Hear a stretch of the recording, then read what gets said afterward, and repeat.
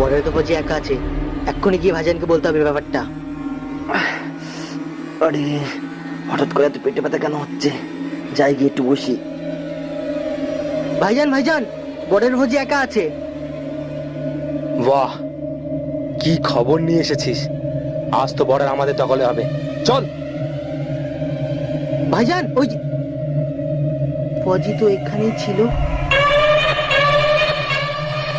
মিথ্যেবাদী, তুই আমার এতটা সময় নষ্ট করলি? না না স্যার। আরে হঠাৎ করে গুলির আওয়াজ, মনে হচ্ছে কিছু গন্ডগোল আছে, গিয়ে দেখি। বর্ডারে তো কেউ নেই দেখছি, তার মানে আজকের থেকেই বর্ডার আমার দখলে।